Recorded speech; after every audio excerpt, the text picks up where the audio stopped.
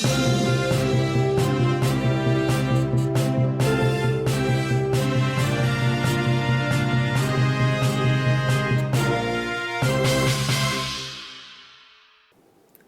day, everyone. Richard Cowperthwait for Northwest Access TV. Thanks for joining us. And we have two guests on the set today. Franklin County Sheriff Roger Langevin. Roger, Sheriff, good to see you. Good morning. And Sheriff's Department Captain John Grismore. Good morning, Richard. Our second show in a couple of weeks. And again, I should know we're taping this show on Monday, June 21st. And Roger, we're talking big dealings for the Sheriff's Department. Probably one of the biggest developments, I would think, in years. Just less than 2 weeks down the road, the Sheriff's Department will be taking over coverage in St. Albans town. So you're looking forward to this, ready for this? I'm sure you've been doing a lot of prep for this for a long time, I suspect. Well, yeah, we have, and we are excited. We've been doing prep probably ever since we got the contract. Really? And again, a three-year contract? Correct, yeah. Okay. Yeah, with possible 2 one-year extensions. Okay. Yeah, we're in pretty good shape overall. We suffered from COVID like everyone else did in the recruiting process, but we've managed to recruit a few. We've got a few more that we're looking at pretty aggressively. So like most police departments in the state and or throughout the country, we're probably a little bit short, but we're going to have some overtime opportunities, and we'll be able to handle things quite nicely. Out of curiosity, as I think about it, of course, St. Albans City PD, which has had the contract for about 10 years or so, had to downsize, losing the town. Did any city police officers jump on board with you guys? No. I don't know as though they were fully staffed. I don't want to speak for St. Albans PD, right. But I think they absorbed if they had any extras, into their organization. But staffing, as you say, boy, I know state police are down, but staffing's been an issue for law enforcement and just about everybody else. But in terms of the town, you feel like you're in pretty good shape. Yeah, and we're looking to hire more if we can. There's no question about it, and not just to fill the St. Albans contract, but we have other towns that are looking to increase hours as well or get some hours. New towns that haven't had contracts. We want to negotiate with them at some point as well. But we need to fill our ranks and concentrate on taking care of St. Albans town first. Yeah, Captain, you feel like you're in pretty good shape with a big new development for you? Yeah, I do. Like the sheriff was saying, we're not immune to the same staffing challenges that every law enforcement agency has, but the silver lining and all that, I think, is that have been able to attract some really great folks. We've got some folks that are finishing up some schooling this week down at the DUI school, getting that taken care of. And I've been very pleased with the caliber of candidates that we've had and the depth of their experience. One of the benefits that we have, I think, over a lot of other agencies is that we really embrace level 2, or what used to be termed as part-time certified law enforcement officers. And through that process, we're able to bring in folks that have a tremendous amount of other experience. One candidate, full-time firefighter in Burlington. So that person has got a tremendous amount of experience that they're going to bring to the table once we bring them on as well. We've got some other folks that have retired out of previous law enforcement careers in a capacity or another. Some folks that are college grads that have a really nice educational background as well. And so, we're really excited about the folks that we have. We are going to be, as the sheriff said, I don't think anybody anywhere is fully staffed, so there's always going to be challenges with that. But as far as the town's concerned, absolutely going to fulfill the obligations and the commitments that we've made to provide them with, superior candidates and superior personnel so that we can faithfully uphold those agreements. So, we're not worried about that at all. And, look, very optimistic. We're really excited and, looking forward to the couple of things to get done this next couple of weeks, and then, start the new contract with the town in earnest. Sheriff, you're a longtime St. Albans town resident. For town residents, will they see in your focus on law enforcement to the average person in the town, will there be any obvious differences? Will you have any different, focuses or emphasis on things? Or, as people are looking at law enforcement, probably won't be any different, or, Well, what I'm hoping for, Richard, is because when we have 2 deputies in the town, specifically for the town, not going anywhere else, as we do in our other contracted towns as well, they're in those towns. So they're going to see those cruisers, circling hopefully more often than they've seen in the past. And we're very responsive. I take pride in this. We're a very responsive agency in that if someone calls my office and they're speeding on Kellogg Road or they're speeding on another road in the town, Yeah. We'll direct our patrols to handle that immediately. So, within the next patrol shift, you might see, those issues being addressed. We do that in our other towns now. We encourage the public to call us, with any kind of either criminal activity or, motor vehicle type activity, and we try to be very responsive to it. Yeah. For people who, again, dispatching wise, any difference for any town residents if they're calling you? I mean, do they, obviously 911 if it's an emergency, but any different for town people to report crimes? Are they calling your office? Is there No, they're actually still calling the dispatch center, which, okay. the So same, that the number ha- hasn't changed. That hasn't changed at all? No, so it should be Okay. pretty easy for folks. And Okay. then dispatch, of course, will dispatch a deputy to the call, to the Okay. incident. Sounds like speeding. Has speeding just been always an issue? In fact, when I was doing a St. Albans Messenger column, I had a friend who lived right in the heart of St. Albans Bay. I went down early one morning, did a column, and he said, "Richard, you can't believe, how fast people are going." And I was kind of blown away staying there for about an hour or so. But speeding, always an issue, a bigger issue now than it used to be, or? Always an issue, probably? Yeah, I think it's always been an issue. I think perhaps COVID, with probably less enforcement for some agencies out there, has led to maybe higher speeds. The volume, I heard at one time for traffic was less, but the speeds were higher statewide. Certainly has been true here. We get calls throughout every town in the county to help out with speeding. And a lot of these towns, Richard, we have one deputy working and they can't be everywhere. So we need to, partner with our law enforcement partners such as the state police when we do patrols. And we have those routine conversations with Lieutenant Parton. And we're looking to plan some of those for this summer. Yeah. So, to address, mainly that kind of work. And we could have somebody full-time doing motor vehicle work in just about every town. Yeah. State police, actually have jurisdiction technically everywhere in the state, correct?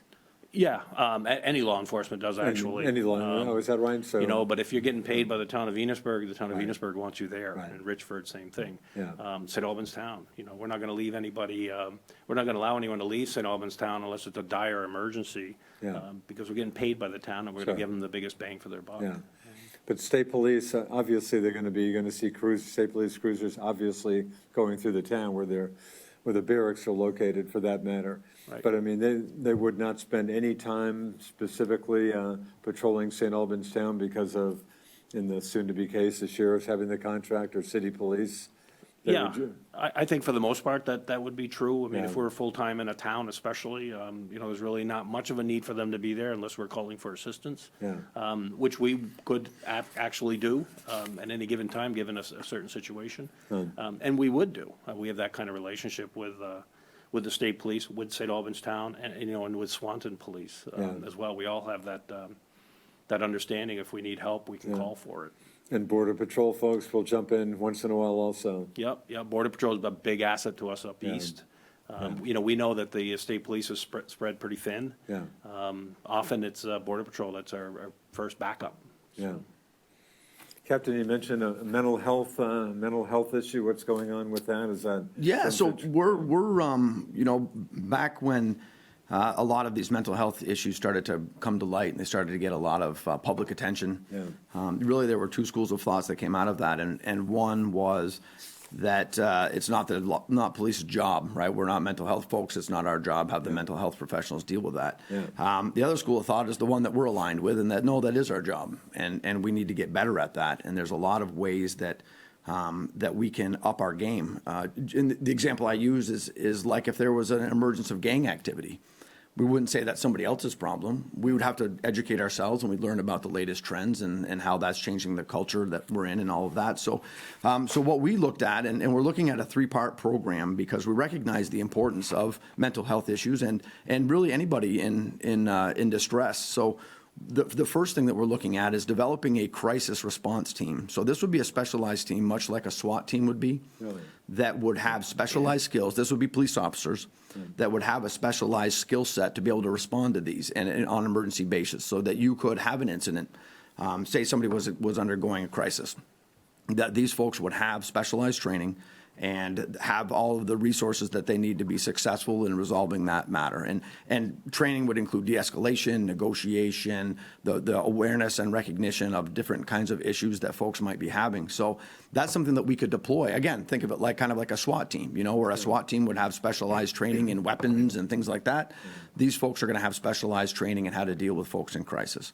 So we're developing that. We're looking at some federal grant money to support that. We've got 2 really dynamic folks that are leading the charge for us that have very, very strong mental health backgrounds now that are deputies for us. So they're really spearheading that, and that's quite an exciting venture for us. We're hoping that this could expand into multi-jurisdictional arrangements. So maybe we could get somebody from the state or a couple of folks from there, maybe somebody from Milton Police or St. Albans Police or St. Albans City PD, whatever that might look like down the road. But initially, we'll start it with our folks, so that they could respond to those things, so that they would kind of be that first response. And then if there was a need for additional law enforcement presence or action, then we could, that the situation could evolve and include more folks. So we're real excited about that. Very early stages, but has, I think, a lot of really great benefits for our community and resolving a lot of these issues. You mentioned federal grant money. What about, people hear a lot about federal stimulus money coming out of the pandemic situation with money coming into counties. Is that any money you folks, the Sheriff's Department, might be able to get? Well, absolutely. We'll look at anything, anything to support these programs. They're never funded enough. And we'll take anything, any opportunity that we can to support these and make sure that we do provide the best training and education for the responders. Yeah.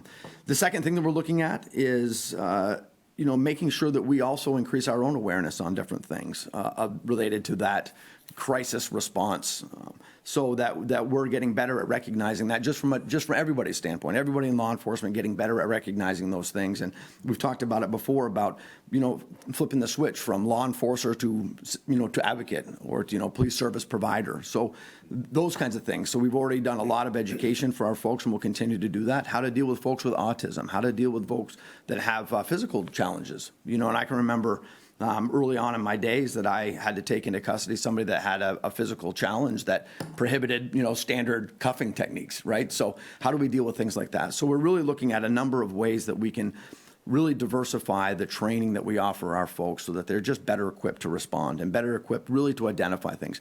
We're not going to try to make them experts, but we're going to get them better at recognizing the challenges that folks are having. The third thing we're looking at is an internal look, is that we certainly can appreciate and recognize the challenges that mental health plays in our own day-to-day lives. So we're looking at a number of things so that we can really keep a good finger on the pulse of our deputies and make sure that they're getting the help and support that they need to continue to be successful. There's thousands of studies up there that show the degradation of performance, the degradation of morale from a brand new law enforcement person that might want to take on the world, and they have some really altruistic thoughts about being a savior for the community and really wanting to make a difference, and all of the things that we always traditionally hear with new applicants, and you can watch that over time degrade to where people are disengaged and really having a hard time with remembering why they got into law enforcement, again, because of the day-to-day stressors. A lot of other professions have very good systems in place to do that. So we're looking at mirroring that and incorporating a lot of those things for our folks so that we don't get there, so that we don't have folks that do become disengaged or disenfranchised because of the way that they've been treated by the media or the way that things are, right? And it's more important now than ever, and maintaining morale and good mental health as well as physical health, of course, is needed more now than it's ever been. Yeah. So we're really looking aggressively at developing some programs. And then on top of that too, Richard, is the stigma. If in most professions you could respond to your HR folks and say, hey, you're having a really bad day, and there might be a course of action. Well, law enforcement, there's a lot of stigma with that, right? There's a lot of barriers that just exist in the nature of our profession that really hinder our reaching out for help and getting the services that we need. So we're going to work very aggressively to try to dissolve some of those barriers and put some things in place that folks can really have good mental health opportunities so that they can stay in the game. The oxygen mask theory, right? So taking care of ourselves so we can better provide services to the community. So those are our three things, so that we're excited about those. We think that those are very important, very necessary, and we're looking forward to rolling those out to the communities that we support. Interesting. Sheriff, anything you want to add to that detailed explanation? No, I applaud John for taking the role and within the office about, putting some of those things together and making sure that they move forward. Those are all things that are in our philosophy as an organization, so I'm pretty excited about that. I know some of the mental health stuff that we're doing is gonna be a model for the state. Really? It's gonna be a pilot program, I'm sure that's gonna work out well. Are some other sheriff's departments, have they done some of the same thing, or you might be the first to get into some of this? I think others are talking about it. We're certainly much further down the road Really? on this process for making it real and making it happen. So we're excited about it. Interesting. Some of these issues are issues you probably didn't know would be coming when you were elected sheriff. Is some of this stuff fairly new stuff that's coming that you're trying to put in place, or not particularly? I'll tell you, the one thing that really kind of shook us, like any other business, was COVID. Yeah. It didn't just rock police departments as far as your recruiting and whatnot. It really rocked the academy itself. Wow.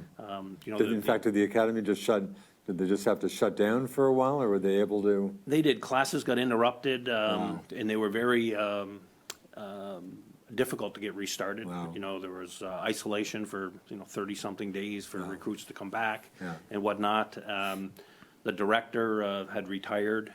It was a planned retirement. One of their lead coordinating trainers had retired as well, and again, it was somewhat pre-planned. It wasn't specifically due to COVID, but COVID has had an impact on a lot of people that has led to early retirements. Wow. So just restructuring and reorganizing the police academy itself has led to some challenges. I understand there's not going to be an August full-time class. Really? That certainly hurts. And statewide, a lot of agencies are down officers. We certainly would like to put 2 or 3 through at a time. Yeah. We have some ready to go. And this is a pretty lengthy process. I'm not sure a lot of people have any clue about just how much training is needed and how long it takes. Right. Yeah, it's an 18-week course. Really? But we've taken a strategy, Richard, when we saw what COVID had potential of being, where we put a number of deputies through level 2 certifications, where they came out, they got essentially on-the-job training, and now they're working in a full-time capacity. So when they go back to the academy, it'll be just the 18 weeks that they'll be responsible for, and then they come right back out and work right on the road seamlessly from the academy. The only thing that's going to change is their level 2 status to level 3. They're essentially doing the job now. So I was pretty proud of that strategy. As COVID went on, no one knew how long it was going to last and what some of the impacts are going to be. But we positioned ourselves very well by utilizing the level 2 program. Do things seem like, of course, the governor's taken the emergency situation off. Governor, talking about Vermont 80% plus vaccinated. Do things seem like they're getting kind of back to normal post 15-month pandemic, or not quite? Or how do you see this? Well, I think it's going to take a while. I think it's going to take a while. And if I had to estimate, I'd say probably up to a year before we get things, quote, flowing nicely. Really? I'm told to be watchful of the civil process program that we're involved in, and how much might come down the pike now because things had backed up for so long, 15 months. Are courts back? Are courts back to where they were, or just kind of slowly getting back? Or slowly getting back. They're not up to snuff yet. Although they've done a lot with video arraignments, which have been helpful to us. To keep up with things. So, well, what a different world, huh? I guess you probably didn't know you were going to get into stuff like this when you were elected, huh? No, there's certainly been some challenges and stuff, but the one thing about management is you surround yourself with good people, and together we've worked through it. I've got John, and I've got some good lieutenants, and Moritz, and Chad Miles. So we're not just struggling through things; we're actually progressing, which is kind of nice. That's been the challenge. Yeah. How are your headquarters on Lake Road? Are you in good shape? Is that a good headquarters, space-wise? Have you got enough room in there, or never been in there, I guess? I think so. I think it's, it's certainly sufficient now. That's not to say, in my thoughts for the future, us growing, I could see us outgrowing that building. Yeah. Right now it's sufficient, but, who's to say in the future? And again, I'm off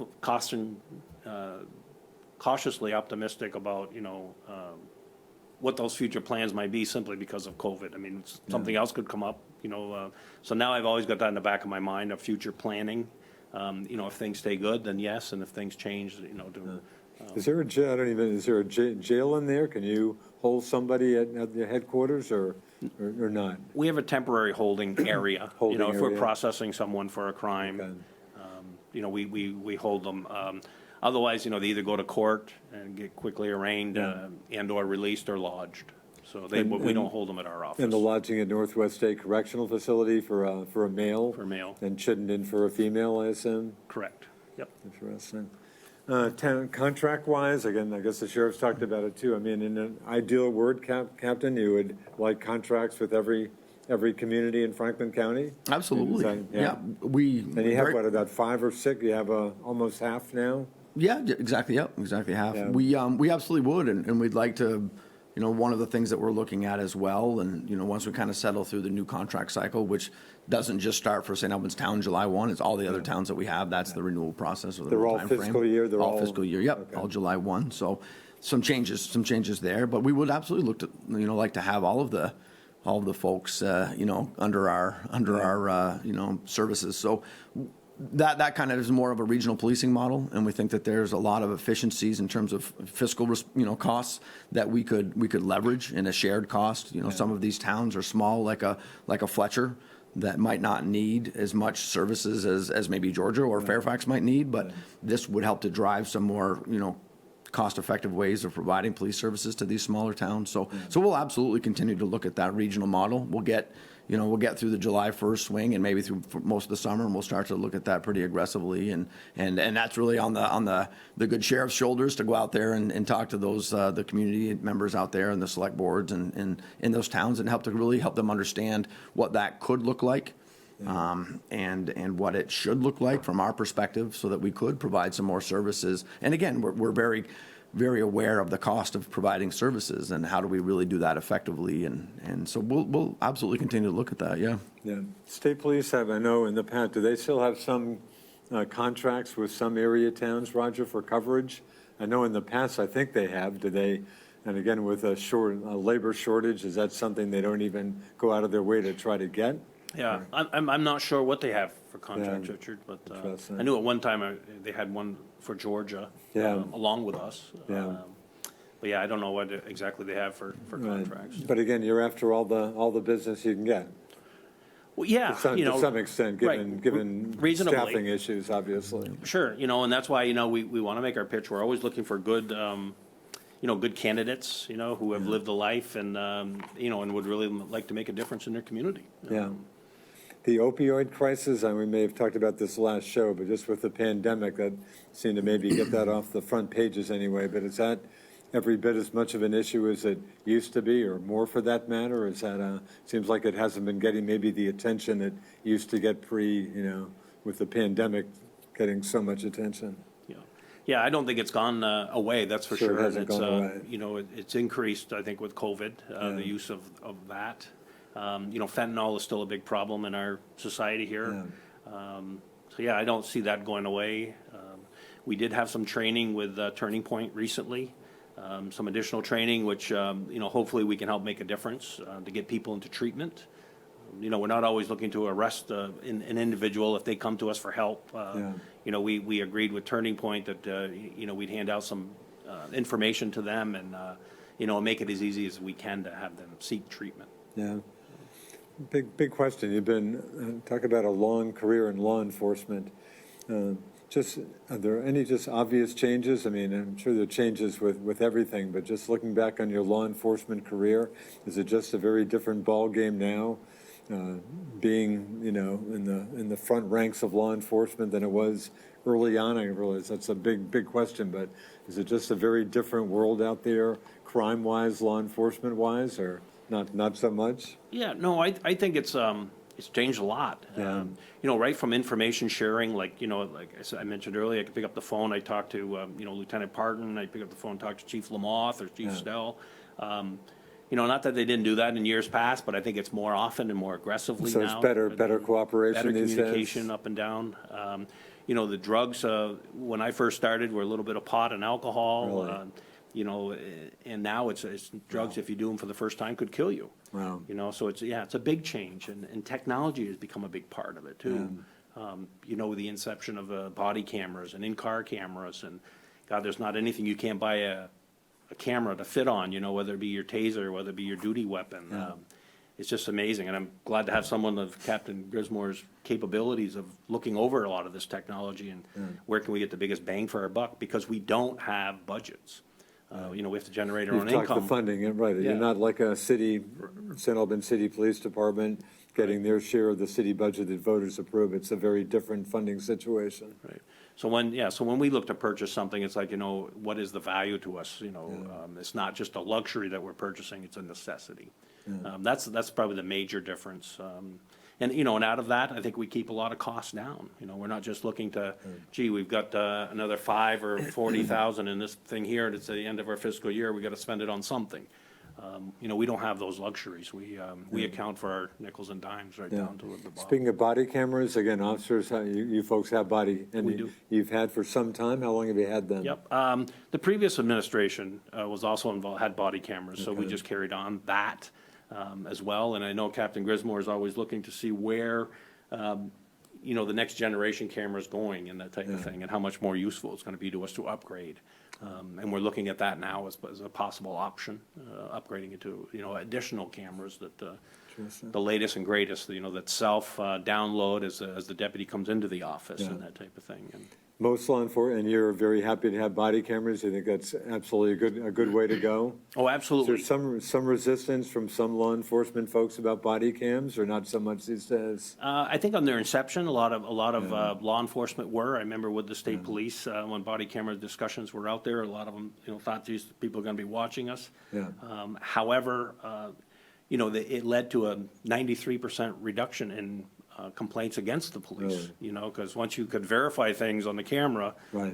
you know, some of those complaints were false.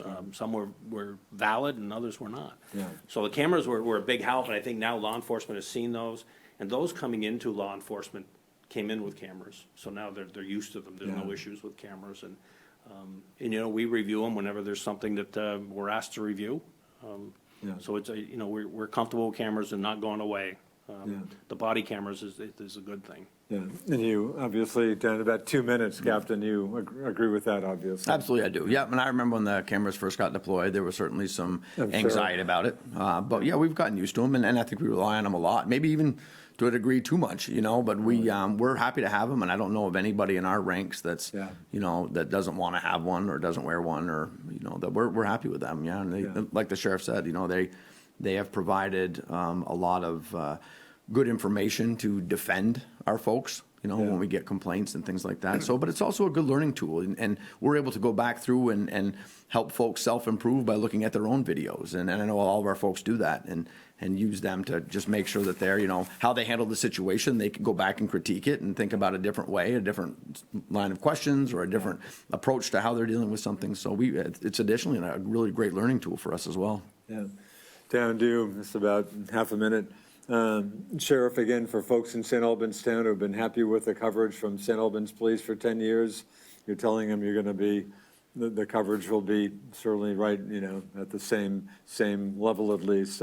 Should have no particular concerns about a new agency coming into play here. Oh, absolutely not. Policing is policing. We're going to look for high visibility, you know, in our patrols, so.